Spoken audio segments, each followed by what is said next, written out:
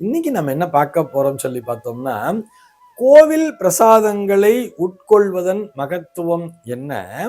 கோவில் பிரசாதங்கள் மட்டும் தனிச்சுவையோடு காணப்படுகிறது, அபரிமிதமான ஒரு ருசியோடு இருக்கிறது, அதற்கான காரணம் என்ன அப்படிங்கிற ஒரு கேள்விக்கான விடையைத்தான் பார்க்க போகிறோம். வெறுமன சாப்பிட்டா அது சாதம், அதையே இறைவனுக்கு நைவேத்தியம் செய்துவிட்டு சாப்பிட்டால் அது பிரசாதம் என்ற பெயரிலே சொல்லப்படுகிறது. பிரான்னு சொன்னா ரொம்ப உசத்தியான அப்படின்னு அர்த்தம். பிர அப்படின்னாலே பிர அப்படிங்கிற வார்த்தைக்கு, அந்த எழுத்திற்கு மிக சிறப்பு வாய்ந்த என்கின்ற பொருளானது உண்டு. அதான் வெறுமன சாப்பிட்டா அது சாதம், அதையே இறைவனுக்கு நைவேத்தியம் செய்து விட்டு சாப்பிடும் பொழுது இறைவனிடத்திலே அதனை காண்பித்து விட்டு, இறைவா நீ இதனை தந்திருக்கிறாய், இந்த நேரத்திலே நான் இதை உன்னிடத்திலே காண்பிக்கிறேன், எனக்கு நீ இதை தருவதைப் போல இந்த உலகத்திலே இருக்கக்கூடிய எல்லா ஜீவராசிகளுக்கும் குறைவின்றி அவர்கள் வயிறார உண்பதற்கு வழி செய்வாயாக என்ற பிரார்த்தனையை முன்வைத்து விட்டு அதனை தொடர்ந்து அவரிடத்திலிருந்து அதனை பெற்றுக்கொள்கிறோம் அல்லவா, அதுதான் பிரசாதம். மிக உயர்ந்த சாதமாகவே அது பார்க்கப்படுகிறது. அது இறைவனிடத்திலே நேரடியாக சென்று விட்டு வந்திருப்பதால், இறைவனுடைய அருட்பார்வையை பெற்றதால் அது அபரிமிதமான ருசியை பெற்றிருக்கிறது. இதை நம்ம பிராக்டிக்கலாவே செக் பண்ணி கூட பார்க்கலாம். நம்ம நான் அடிக்கடி சொல்ற விஷயம்தான், ஒரே நேரத்திலேயே ஒரு ஸ்டவ் இருக்குன்னே வச்சுப்போம். இந்த பக்கம் பர்னர், இந்த பக்கம் பர்னர், 2 பர்னர் இருக்கு. 2 பர்னர்லயுமே அழகா 2 பாத்திரத்தை வச்சுக்க வேண்டியது.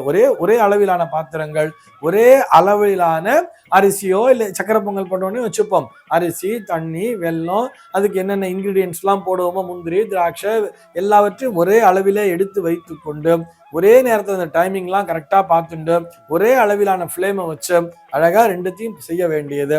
ஒன்றை மட்டும் எடுத்து சென்று, நம்ம வீட்டு பூஜை ரூம்ல கூட சரி, நம்ம அதை கொண்டு போய் நைவேத்தியம் பண்ண வேண்டியது, இன்னொன்னு அப்படியே தனியா வச்சுக்க வேண்டியது.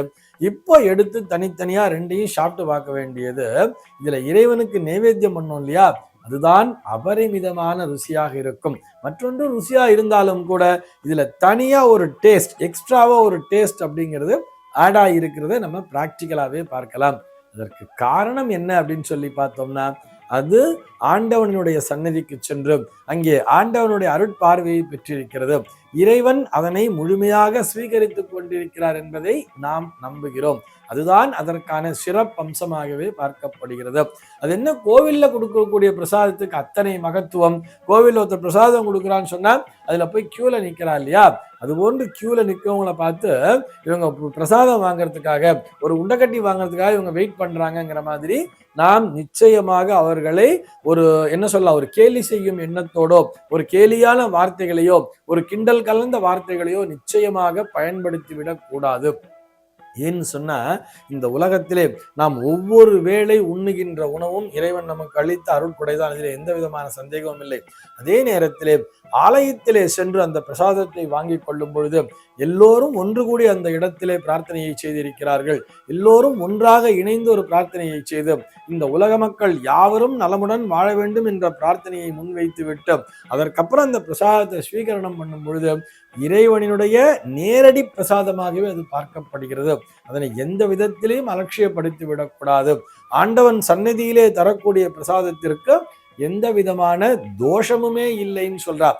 அன்னத்திற்கு தோஷம் என்பதே கிடையாது என்பது அங்கே இறைவனுடைய சன்னதியிலே தரக்கூடிய பிரசாதத்திற்கு சால பொருந்தும் அப்படிங்கிறதுக்காக சொல்றோம். நமக்கு வேத மந்திரமே எப்படி சொல்றதுன்னு பார்த்தோம்னா, அன்னம் ந நிந்தியாத் அப்படின்னு சொல்லுவார். அன்னத்தை எந்த காலத்திலும் பழிக்கவே கூடாது.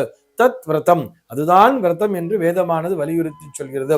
அதே மாதிரி உபனிஷத்துல எப்படி சொல்லுவான்னு பார்த்தோம்னா, அன்னம் பகுகுர்வீதா தத் விரதம் அப்படிங்கிற மாதிரி சொல்லும். அன்னத்தை பெருக்க வேண்டும், முழுக்க முழுக்க நிறைய அன்னத்தை தயாரிக்க வேண்டும் சொல்றார். அதற்கேற்றாற்போல் தானியங்கள் விளைய வேண்டும், அந்த எல்லோருக்கும் உணவு என்பது கிடைக்க வேண்டும். பகுகுருவி தாங்கிறார், நிறைய அன்னத்தை பெருக்க வேண்டும் என்று சொன்னால் அதுதான் உண்மையான விரதம் என்றே உபனிஷத்தானது சொல்கிறது. ஆக அன்னத்திற்கு அத்தனை முக்கியத்துவம் அளிக்கிறார்கள் அப்படிங்கிறதுக்காக சொல்றோம். அந்த ஆகச்சிறந்த அன்னத்தை இறைவனுடைய சன்னதியிலே வைத்து அதனை நைவேத்தியம் செய்துவிட்டு, அதனை நைவேத்தியம் செய்யும் பொழுது என்ன மந்திரத்தை சொல்வார்கள் தெரியுமா? இந்த உலகத்திலேயே மிகச்சிறந்த மந்திரம் என்றும் ஆகச்சிறந்த மந்திரம் என்றும் எல்லோராலும் போற்றப்படக்கூடிய அந்த காயத்ரி மந்திரத்தை சொல்லித்தால் அந்த அன்னத்தை புரோக்ஷிப்பார்கள். காயத்ரி மந்திரத்தால் அந்த அன்னமானது அதன் மீது புரோக்ஷணம் செய்யப்படும் பொழுது அந்த அன்னமானது சுத்தமடைந்து விடுகிறது. அதில் எந்த விதமான தோஷங்கள் இருந்தாலும் அவை அனைத்தும் நீங்கி விடுகிறது. அதனை தொடர்ந்து இறைவனுக்கு நைவேத்தியம் செய்யும் பொழுது பிராணாயை ஸ்வஹா, அபானாயை ஸ்வஹா, வியானாயை ஸ்வஹா என்று சொல்லி அந்த சுவாகாரங்களை எல்லாம் சொல்லி அந்த மந்திரங்களை சொல்லி இறைவனை ஸ்வீகரணம் செய்ய சொல்லிவிட்டு அதற்கு பிறகு இறைவன் எடுத்துக்கொண்ட அந்த பிரசாதம் அதிலே என்ன விதமான குறைகள் எந்த விதமான தோஷங்கள் இருந்தாலும் அவை அனைத்தும் நீங்கிவிட வேண்டும்.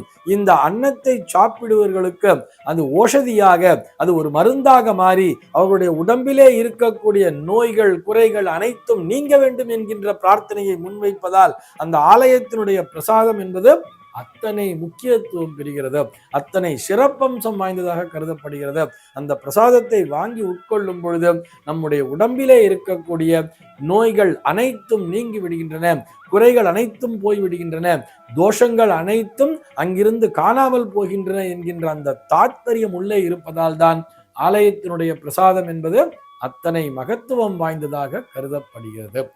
இது போன்ற சந்தேகங்கள் உங்கள் மனதிலே தோன்றலாம். உங்கள் மனதிலே தோன்றக்கூடிய சந்தேகங்களை கீழே உள்ள வாட்ஸ்அப் எண்ணிற்கு அனுப்புங்கள். நம்முடைய அர்த்தமுள்ள ஆன்மீகம் பகுதியில் அவை பற்றி விரிவாக விவாதிக்கலாம். சர்வே ஜனாஹ சுகினோ பவந்து.